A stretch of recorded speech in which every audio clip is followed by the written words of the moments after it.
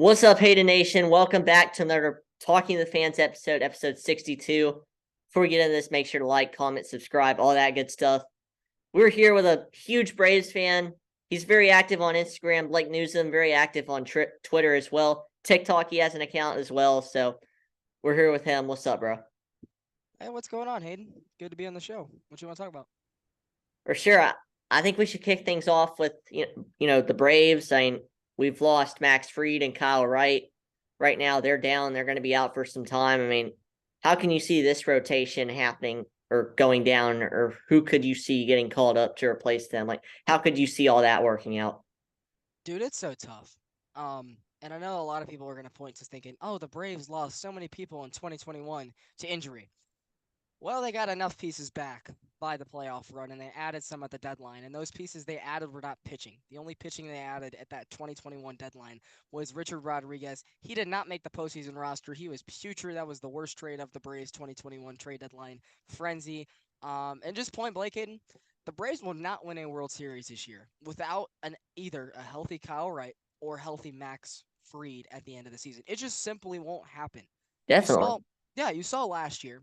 I know we had to go chase down the Mets, win 101 games. It maybe tired us out a little bit. Excuses aside, the Phillies were the hotter team, and they rolled over a hurt Strider, a hurt Morton, a hurt Fried. And even if they weren't 100%, you still expected more out of those guys, but they were so Definitely. burnt out.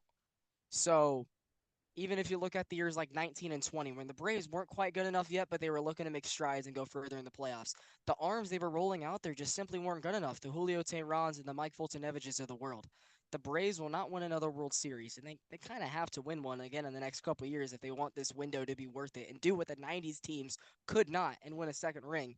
They need either Max Fried or Kyle Wright healthy by the end of the season, along with some help in between, because otherwise, man, it's gonna be rough, and it's been sad the last couple of days hearing all this news. It definitely is sad. I mean, we're gonna need these three guys in the rotation to be healthy, to be on their A game come postseason time. If we want to make a deep postseason run, you got all these good teams around the game: the Dodgers, the Yeah, Padres. National League is stacked, dude. Yeah, It would really be an embarrassment if the Braves didn't at least make the NLCS this year after what they did last year. I know that for agency class, a lot we don't really have to worry about until going into the 2025 season. That's the one that the Braves really have to worry about because you got a lot of guys on club options and going into their mid 30s on free agency. But as of right now, this team is too stacked not to make it that far. I think it'd be very disappointing if they didn't make the World Series, does not go deep into the NLCS. But this is definitely a wrench in the plans. But as we talked about before we got on, we're finally off to a good start. We're usually on the other end. We're finally. healthy, but we're piddling around. The Braves aren't playing great baseball. They're behind the Northeast markets, and thank God we got a lead. But as we saw last year, a couple injuries and another team getting hot can change it all forever.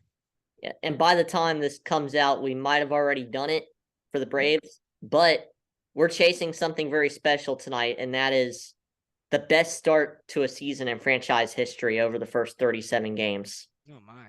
It seems like every week they have a chance to break it at a different point. Like they'll go 4-1 one week, 5-2 the next week. They've won 7 of their last 10, and it's like at game what is this? Game 37 tonight, right? It's like as Yeah, you just mentioned, we're here at game 37 with a chance to break our best pace.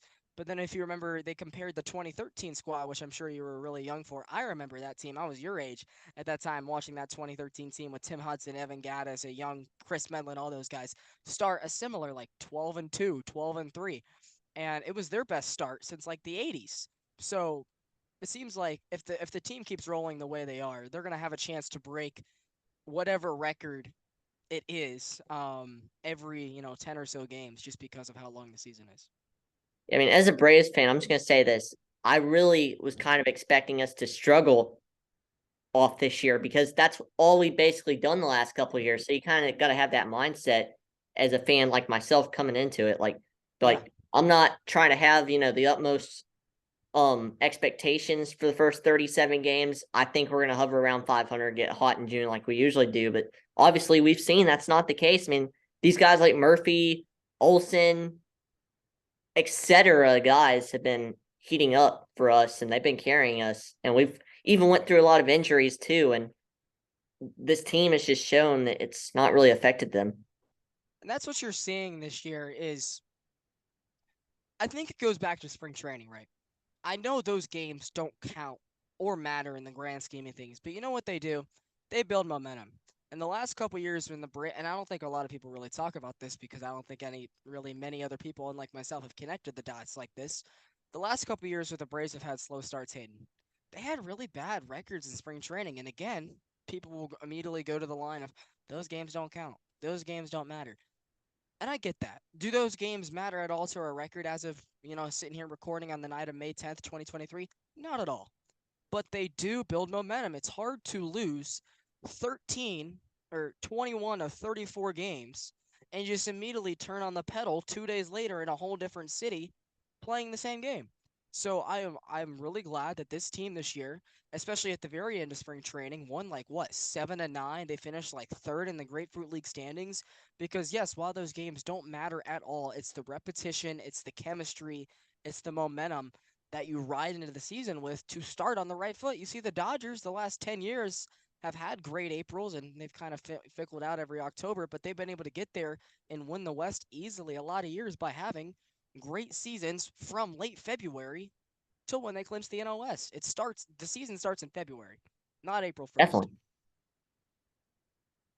Like, and we saw all these guys they're heating up right now that are going on a good level in the lineup. They were heating up in spring training, like Murphy. He was great in spring training. Olson, he was fantastic in spring training. Yeah, Austin, he was Olson great. was so hot in spring training. I'm like, this is gonna this is gonna lead to a red hot April. He kind of cooled down the last couple weeks, but I mean, you've seen he's had 3 homers the last 4 games. It looks like he's definitely a little bit of a streakier hitter than our guy Freddie Freeman was. He's definitely not as good lefty as Freddie was, but there's still just two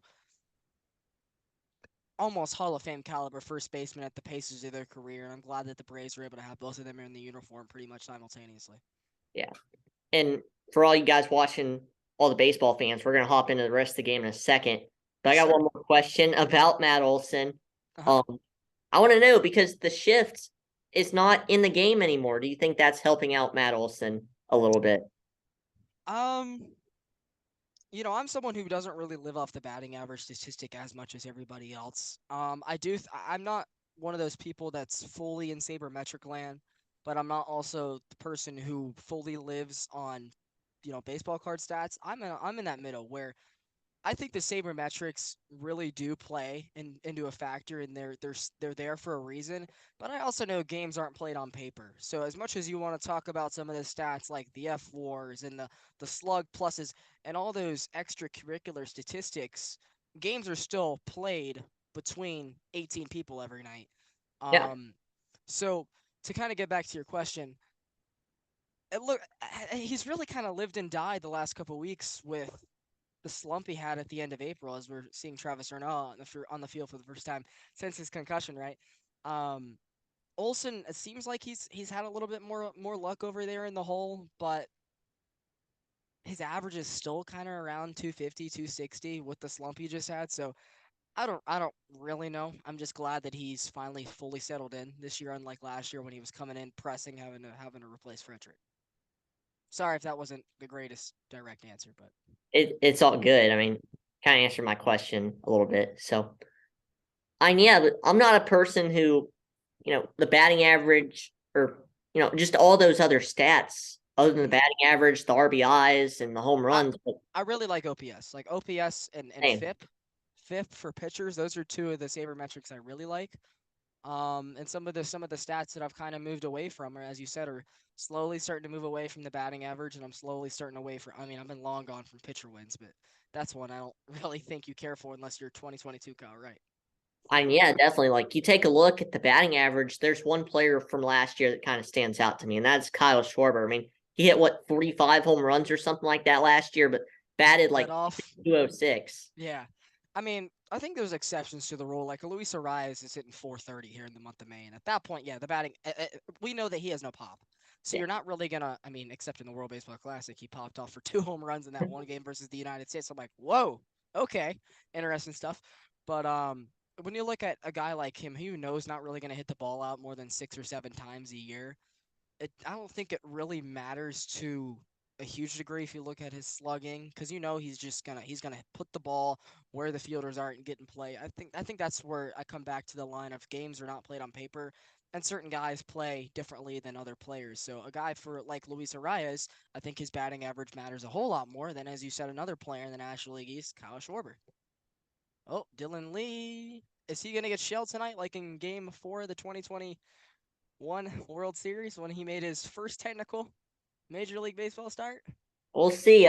We're both Oh, going to be watching the game tonight Arcia while we're bailed him doing out this. there. That's a Major League shortstop right there, mister. Do you want to talk about the Braves shortstops before we get into Yeah, the majors? for Sure, I'll sure. let you. I'll let you lead off. I mean, what do you think is going to happen at shortstop? I mean, Grissom and Arcia. Actually, I'm sorry, Grissom and Arcia. They've both been pretty solid so far. I mean, Arcia went down with that injury, and it gave Grissom a shot. But who do you think will be the shortstop for the future, especially with the Braves signing Arcia to that 3-year deal at the I beginning really, of the season? I really have no idea, dude. This is like, I think this might be a topic for the next year or two, is if the Braves made the right decision. Because I was someone who loved Anthony Swanson. Was he the greatest player ever? No. But would I have signed him for that 7-year, $177 million contract he got with the Cubs? Probably not. I don't think he was worth that type of money. But if you don't remember, Hayden, there was an earlier deal that Liberty Media declined in early December. It was for 6/138, which I thought was maybe the best deal the Braves would have got if they decided to keep Dansby around. Um, and I think a lot of us kind of overvalued what Dansby brought to the club. Minus, everybody kind of looked at him as, oh, he's the local guy, but he has 40 slumps a year. He strikes out all the time. He got better and better every year in Atlanta. The power numbers came up every year. The on base percentage came up every year. His spot in the lineup came up every year. And so did his defense. And, to kind of relate it to Grissom, I think Dansby went down to Gwinnett in Mississippi a couple times before he finally figured it out when the Braves went on this run of winning 5, going on 6 straight National League Eastern titles. The thing is with Dansby is we saw the progression. We knew what he was coming out of college. Grissom, we don't really know. This dude was in high school 3 years ago. Um, and we're not really seeing the progression that we at least saw when Dansby was making his way through his quadruple A, in air quote, trips to fine tune his stats as a player. But RC has been great. I don't know if you can really expect it to last over 3 seasons. I mean, if he regresses to the mean and Grissom doesn't improve at all defensively, we might have a hole there for We this year. might. But I mean, you're grateful when you have a guy like Ronald Acuna Jr. hitting leadoff, because if you put them in the 9 slot, all of a sudden they're hitting in front of Ronald Acuna Jr., so they're always going to get a lot of good pieces to hit. That's why Michael Harris was so good when he came up, right away last year, and even Grissom when he slotted in at the 9 hole. You see Arcia hitting in the 9 spot a lot, and that's why he's had the great start, because pitchers are afraid to put him on base or to not care for that hitter because they know who's on deck, and they know who's right after that with Olson and Riley. So, dude, I hope that if it's a guy that's not in the organization, I have no idea who it's going to be. If the Braves are going to trade for a prospect that's blocked in another system, like I know Ronald's younger brother, Luis Angel, is really good down in Texas, but he's behind, of course, Simeon and Seager and Josh Young, and so there's really no spot for him. But there's also rumblings that they might want to go for like a guy like Tim Anderson this summer and see if they can ink him to a deal. But I don't know if they'll do that based on them not, wanting to get the money ready for Dansby and them already kind of giving RC a little bit of insurance. So I don't know, dude. It might be the next conversation the next couple years is who's the shortstop this week? Who's the shortstop next week? Who's the shortstop next year? Who knows? But at least a lot of our team is already locked up. We do know that we got a good baseball team regardless of who's playing out there. Yeah, and the good thing that no matter who we have at shortstop between Grissom and Arcia, if they are solid. Shoemake too. Don't forget him. He's Shoemake, come yeah, definitely. Ignacio Nacho Alvarez is only 21 years old. He could be a potential guy to maybe get a chance in a couple years, but keep that name out. Nacho. I think he's down in either Rome or Mississippi right now. Yeah, it's definitely Awkward going to be. silence. It's definitely going to be a strong thing for the future for sure. Who's going to be our shortstop? That's the The day question. that Marcell Ozuna gets DFA'd, that'll be the next conversation. Definitely. One will be solved. The next one will be, all right, who's our shortstop? All right, Oh, Hayden, what you got for me? What's some of the storylines going around the league? yeah, some of the storylines. So Nick Castellanos last night, he hit a home run and celebrated with his son. I want to get your input on that. Just a dad celebrating with his son after a home run. I don't see any problem with it. No. I don't. I mean, that's what Nick Castellanos does. He hits bombs. He loves his kid. Like Yeah. I think that's just another day in the life. Not that I see any problem with it either. Like it was just a great wholesome moment for the game. So of course I had to talk about it. I can't lie. That was one moment I did not see last night. As I was at the game, I was at the Braves game in person, so I missed some of the other highlights. I didn't get to see Quick Pitch or Fuzzy's recap today, so I didn't see every single little nugget that you probably got to see on MLB social media today. Speaking on the games from May 9th, 2023, for those that are listening in the future. But yeah, I mean, just seems like a day in the life for the Castellanos family. Yeah, another story. This one we kind of got to circle back to, but we're gonna go over to Pittsburgh for a little bit. We're gonna go to Drew Maggi, a guy who was in the minor leagues for 13 years or something like that, and finally got his chance a week ago. What is your take on that? What is your opinion on that? I think he came up at the perfect time because during that little streak, Pittsburgh was winning. Um, and I mean, yeah, it's very rare that you see guys that are always in AAA hang it up because they know they're so close. And a lot of times, the good organizations like the Braves, their AAA team's not that bad. Like if you're playing on that AAA team, you usually got some guys that are just stuck down there because the team's so good. And it's not like you're playing for a bad environment. Your organizations run well, which means your facility is going to be really nice. Your locker room is always going to have some sort of prospect or some sort of guy rehabbing to help you win games while you're down there. So, not to say the Pirates are one of those type of organizations, but it seems a lot. It seems like you have a story like this every year where a guy played down in AAA for a decade plus, waiting for the opportunity. Because honestly, I would love playing AAA baseball for a decade because you still make good Yeah, enough money, and it's not like you're no chance of ever making the majors because yet again you're just one call away. You're literally a step away from being right there. So AAA and a lot of organizations is a lot better than some people think. exactly. Who was that guy that had that happen to us in 2021? He was in the organization for a long time. He made that debut in Wrigley in Oh yeah, 2021. I know who you're talking about. He was on fire every spring training and he never made the roster out of camp and he got his opportunity. Dang, what was his name? That's gonna bug me. If we What I'm can't think of it now, we too. can put it in the credits. I don't want to Google anything because it'll slow down my computer. So I don't want to, turn into a robot on you. Oh, Yeah, Dylan Lee. Dylan Lee got out of the first inning. Good for him. Let's get another. I like the lefty out there. Why you're talking about that? I like that Snit went with the lefty opener tonight, just because the Red Sox started with 7 lefties against Charlie Morton last night. Make them play some of their bad, platoon options, and hopefully Dylan gets us a second, and then they'll probably turn it over to, either Tonkin or McHugh for another couple more. yeah, definitely. I haven't done an episode in a few weeks. I got 10 minutes left on the recording, so we're gonna go to the end of that. But Sure. a thing I want to talk about that happened a couple weeks ago was the the Padres and Giants in game one of the Mexico series combined for 11 home runs. Hearing about Oh that game, man. bro, like what was going through your mind after hearing about that game? I got to watch a little bit of that game because I knew it was in Mexico City, and I read up it. For those people know that like Coors Field, of course, all Colorado sports have a little bit of a different feel to their venues just because of the city being a mile up. For the Nuggets and for the Avalanche, who play indoors because of the high, altitude that the city is. Some of the away skaters have a hard time playing with the Avalanche for a whole game because they get waved. When you play the Nuggets, it's a hard time to win in there because you get tired. For the Broncos, it's hard to kick and punt in that stadium because the winds are so bad you're a mile high. And of course, for all us baseball fans, we know, thank God, Coors is a deeper ballpark. So, with the high fences, they have some balls stay in the yard on other days, but the ball flies out there. And the Giants and the Padres are used to that. Of course, they play in that division. They used to play them 19 times a year, until this season. They played there 9 or 10 times a season. So they were kind of used to it.